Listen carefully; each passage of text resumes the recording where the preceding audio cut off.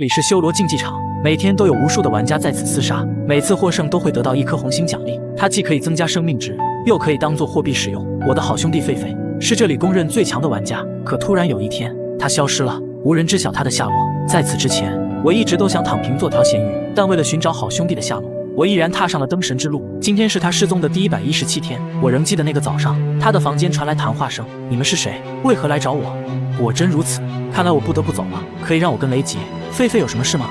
我打开门进去，他的房间已空无一人。从他们的对话中不难猜到，狒狒应该是被神秘人带走了。那时起我就发誓，一定要找到他。我们所在的地方是修罗竞技场的地阶大厅，红心是这里最重要的东西，也是唯一货币。通过交易红心，我们可以升级装备、购买食物以及一些不知道有什么用的玩意儿。要想获得它，只有唯一一个办法，那便是进入 PVP 决斗场。可我在这方面并不擅长，每天进入这里都要被人嘲讽，哈哈哈！我运气真好啊，居然匹配到了菜鸟雷吉。这是我与这家伙的第14次碰面了，至今未赢过一次，但我不会轻易认输。这次我定要杀他个屁滚尿流。战斗一开始，我就被连砍3剑直接带走，我甚至都还没摸到他。幸好输了也不会有惩罚。你可能难以想象，我都在这待200天了，却还没摆脱地阶竞技场，并不是我不够努力，而是我无论怎么努力，至今都未赢过一场。毫无疑问，我已处于食物链的最底端，但我从未自暴自弃过。今天遇到的一个对手很特别，他的武器是斧子，也就是说，他一个跳劈就能将我送走，而我必须砍中他3剑。知道你的弱点是什么吗？你太喜欢跳来跳去了，花里胡哨。他说的没错，我确实有这个习惯，而且是从第1次战斗就有了，就好像是天生这样。再见了雷吉，我们天阶竞技场见。如你所见，玩家想要去往下一级的竞技场，就必须击败这一层的 BOSS。首届时，门票是5颗红心，每人只有1次机会。跟他们相比，我好像一直在原地踏步。曾经的最强玩家经常会指导我，但我还是毫无长进。又想起他了，可惜他现已不在。除了我，所有人都认为他是晋级失败陨落了。如果他还活着，那就一定是在天阶竞技场。我会尽一切努力追上他，今天必须赢一局。小伙子，这是哪里？我以为按下那个按钮就能给我1颗星呢。开什么玩笑，只有战斗胜利的人才能得到红心。你说什么？我听不清。这家伙有点浑浑噩噩的，看来我今天胜利在望。我是说，我们俩只有赢的那个人才能得到红心。大爷您贵庚啊？好像有60了吧？怎么了？没事没事，那么大爷我们开始吧。我去，什么情况？跟我想的不太一样，我居然这也能输，甚至一下都没碰到他。我不服，我今天必须赢一把。哈哈哈，我还以为我的装备最差呢。实话实说，这是我第1次来，但我的武器比你的好。等一下，他是第1次来，太不理智了。一把铁剑需要3颗星，而刚进来的玩家只有5颗星。如果这真是他第1次战斗，那么他只有2颗星。看来他是一个激进的进攻主义者。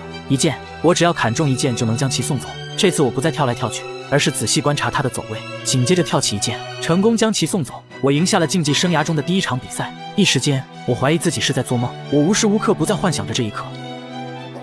不是，这奖励画面也太随意了吧！我不只是赢得了一场战斗，还做到了一个里程碑意义的事。我打出了暴击，暴击是只有跳起来才能触发的攻击，这里没有人会在战斗时跳跃，因此我是第一个掌握此种技巧的。后来我逐渐顿悟，如果能将跳劈熟练运用于实战，既可以扭掉对手的攻击，又可以打出沉重一击。之后的每场战斗，我都不再随意乱跳，而是仔细观察对手，根据他的动作做出跳跃反应。随着战斗场数的增加，我变得越来越老练，同时也获得了大量的红心。不过我的对手也变得越来越强。喂，看到我的装备了吗？有没有吓得腿发软了？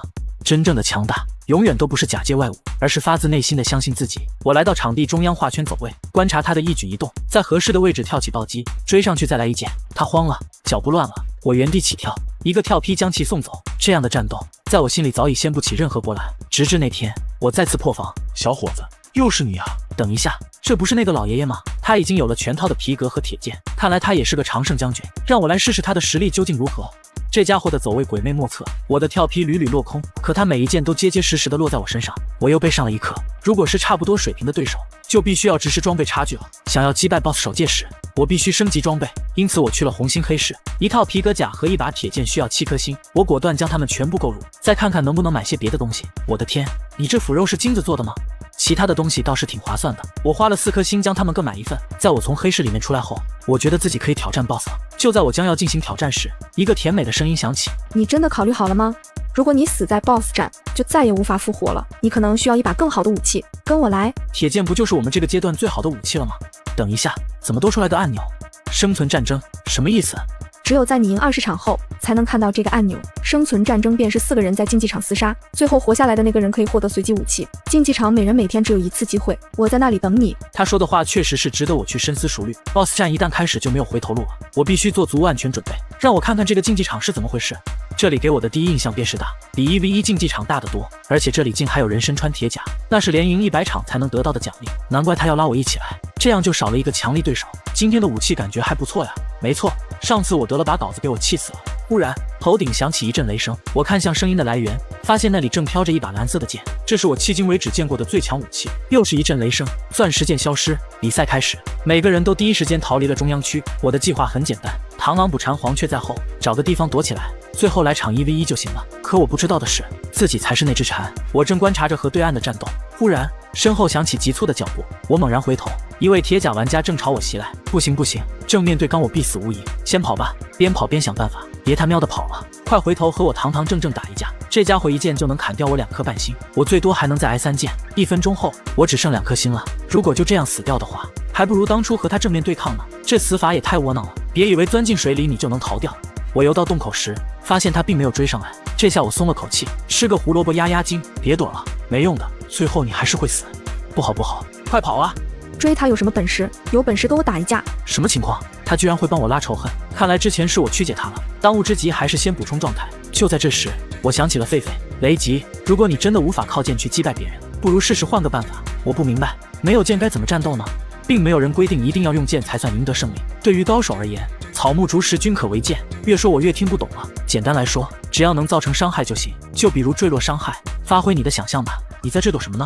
当然是埋伏你了。可笑，杀你简直不要太容易。这次我虽然也在逃，但学会了抽空反击，还敢还手。你比他强，不过对我而言都一个样，无非是大蚂蚁和小蚂蚁的区别，一根指头就能轻松碾死。毫无疑问，我现在靠拼剑无法击败他，必须借助其他伤害。看到眼前的峡谷，我灵光一闪，迅速朝那里跑去，利用方块垫脚，然后在他跳跃的瞬间把路堵死。成功了，我用坠落伤害把他干掉了。感谢狒狒，他让我击败了一位铁甲玩家。别追了，有本事你去打那个铁甲的呀！对了，战斗还没有结束，不能半场开香槟。我可以跟那个女孩一起解决铁甲人，2打1，正面对抗应该没问题。可当我走近观察的时候，才发现她完全没有招架之力，我们2个绝对悬。果然，不到3回合她就败下阵来。我还是得想个其他的办法解决她。比赛还没有结束，除我之外还有1人。这家伙开始找人了，趁他现在还没有看到我，得找个地方去做陷阱，将这个泥土块挖掉换成重生毛，再补一块萤石。接下来去找那家伙。人呢？刚才还在这里的，终于被我逮到了吧？不好，被他阴了，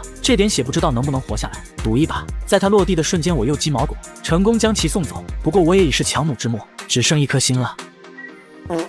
又是这抽象的奖励方式，感觉这把剑都变臭了。不过臭不臭的不重要，够强就行。锋利2附魔还不错。短短3天时间，我从菜鸟一跃成为地阶竞技场最强的男人。不过在挑战 BOSS 首届时之前，我还得换一套装备。那2个铁甲玩家下手真狠啊！带着这把新剑，我在竞技场里战无不胜，全套皮甲也最多只能扛我2件，连赢了20把。差不多了，我去黑市补给了一趟物资，接下来就要离开这个地方了。我要冲击天阶竞技场，寻找狒狒的下落。交完5颗星门票后，我被传送到了 BOSS 关卡。这家伙虽然只有5颗星，却有着80%的减伤。正如他们所说，这里是极限模式，失败就意味着长眠。首届时的脚步缓慢而沉稳，经过一番激烈的交锋，我意识到他的装备与我有着天渊之别。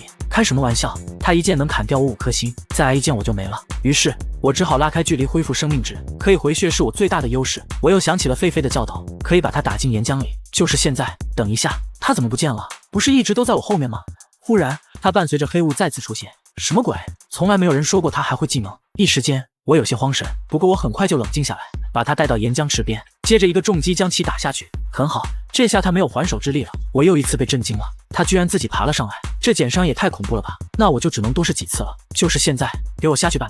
这次我直接堵在岸上，不让他上来，接着不断的利用跳劈击退他。见他倒在地上，我终于松了口气，虽然很难，但我还是做到了。准备迎接天阶竞技场。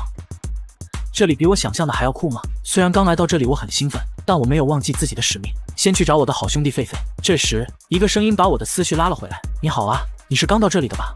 没错，我想问你个问题，你有见过一个小黄毛吗？他的名字叫狒狒。当然了，这里的每个人都认识他，不过他现在已经不在了。有人说他去了神级竞技场，也有人说他已经逃出去了。他逃出去了？真的吗？那太好了。没错，他是第一个做到的。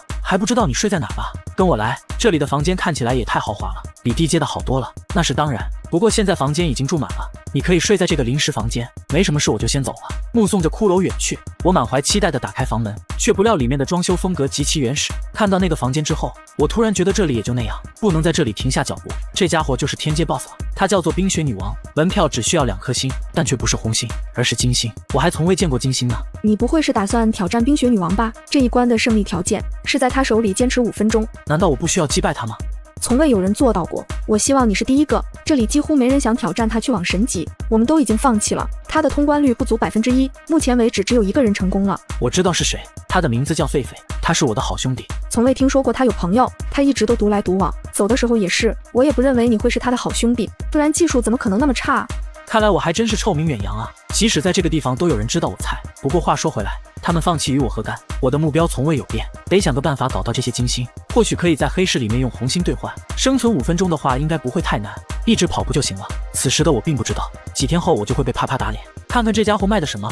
我的天，64颗星，这也太贵了吧！这2个商人看起来都不像是卖金星的。等一下，蜡烛居然也有卖？不是，这玩意儿也要64颗星啊！开什么玩笑！兄弟，你不觉得这里东西卖得太贵了吗？我也这么觉得，还好今天是黑色星期五，所有东西都半价。对了，你应该还不知道怎么获得红星吧？跟我来，我不明白，既然你们都不打算去下一个级别，为什么还要购买盔甲？当然是为了炫富了，好吧？没想到天阶玩家都这么佛系，大厅的4个角落都是可以获得红星的地方，在这里不需要打打杀杀就可以获得它，好好工作就行了。看到这些刷石机，我已经明白了他说的工作是什么，居然要64块原石才能兑换1颗红星，你们天阶玩家都是黑奴吗？你就别抱怨了，以前要2组原石才能兑换1颗星，你真是赶上好时候了。去你的吧，我才不可能干活呢，我还是想办法搞到金星吧，或许可以找个人问问，你知道怎么搞到金星吗？知道啊，去那边那个山洞里就行。你不会真想挑战冰雪女王吧？我还是再提醒你一下吧，那个山洞同样很危险，里面到处都是怪物和陷阱。上次我是和3个同伴一起去的，最后只有我活着回来了。如果我是你就绝不会进去。谢谢你的好意，但我别无选择。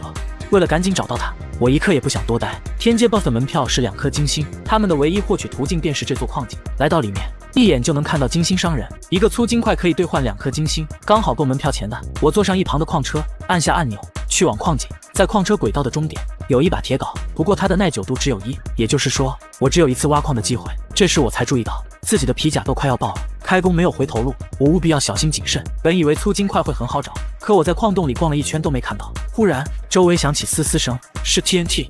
我去，在我头上一波爆炸，我直接失去半管血。此时的我才意识到这里并不简单，左边是死路，我只好进入右边的矿洞，不知前面有什么危险在等待着我。我必须补满状态，这次应该没走错，尽头是死路，我必须从瀑布这里下去。补满状态，我直接跳入水中，这里有许多的金色方块，稳妥起见，我徒手挖下来一个，拿到手里才发现这玩意儿是个军光体，还好我没用镐子。接下来该去哪呢？突然四周响起咔嚓一声，只见4只僵尸从左边的墙里走了出来，我刚准备逃，却发现身后也有5只僵尸，看来一场战斗是不可避免了。幸好我手中还有这把利剑，必须尽可能多的打出暴击。打眼一扫，这里至少有20只僵尸，稍一分神，我的皮甲就已被打爆，不能被他们逼到墙角，我得赶紧转移。这么多僵尸必须拉扯着打，可我的路早已被他们堵死。好在我血够厚，硬扛着他们的攻击冲了出来，接着回头反打，高打低打 shabby。可惜他们的数量太多，我的防线很快便被冲破，只剩1颗星了。快跑，拉开距离补充状态，顺便思考接下来的对策。依旧是占据高点，化被动为主动，化劣势为优势。3分钟后，场上还剩3只僵尸，我利用跳劈将他们逐个带走，终于能喘口气了。后面该往哪走呢？突然高台的墙壁消失，看来接下来要去那儿了。希望前面不要再有僵尸了，打僵尸都快打吐了。不对啊，为什么是个死胡同？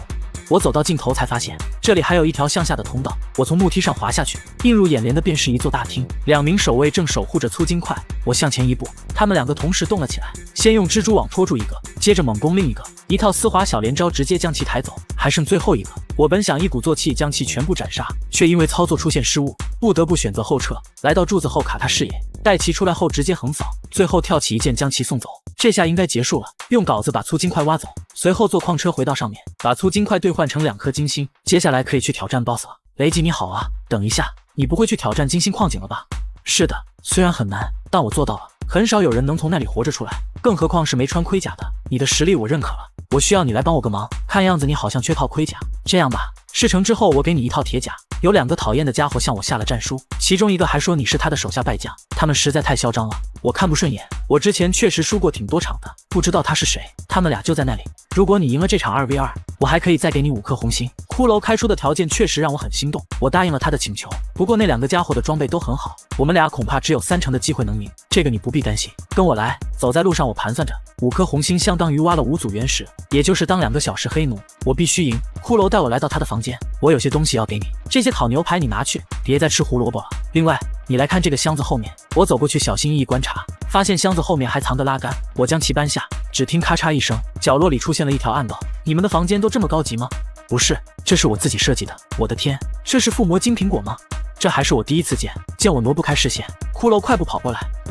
不是这个，你把这套铁甲穿上吧，有了它赢面应该会大一点。你都不知道那2个家伙有多讨厌，想起他们我就恶心。这次必须挫挫他们的锐气，有了全套铁甲和一位自信的队友，这场约战应该难不倒我们。你们2个准备好战斗了吗？骷髅，你不会真选雷吉当队友吧？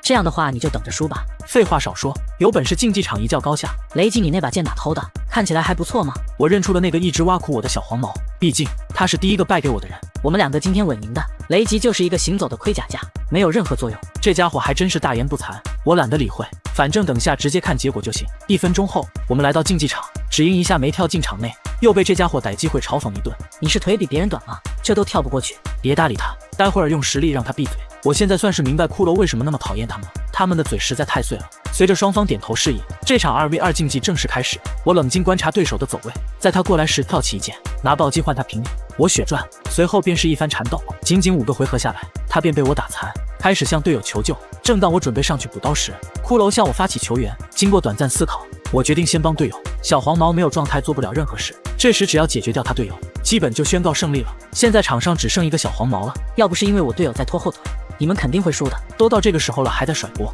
先撑不住的人明明是你。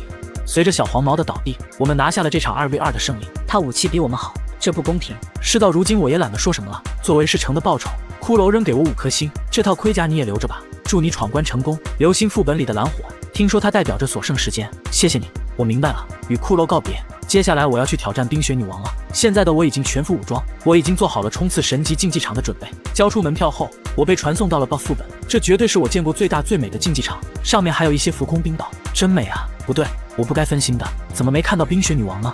我去，这些闪电总是那么突然。我缓缓缩放视角，发现冰女正凝视着我。欢迎来到冰雪王国，已经连续100天无人踏足这片雪域了，希望你能让我玩得开心。她居然还会说话，是个有自主意识的 boss， 这也太可怕了。还好我的任务不是战胜他，只是生存5分钟。不过这家伙的移速有点快，是我的1.2倍。平地逃跑我迟早要被追上。在跑了10秒后，我回头寻找他的位置，却发现他凭空消失了。奇怪，那么大个人呢？突然身后响起一阵雷声，这家伙居然也有技能，而且还是传送类型的。于是我决定换个策略，先往高处跑，然后再趁机把他打下去。可当我回头时，他却又不见了。我环顾四周，发现天空中飘着一排蓝火，这应该就是骷髅说的剩余时间了。我大概还要再坚持2分半。话说他到底去哪了呢？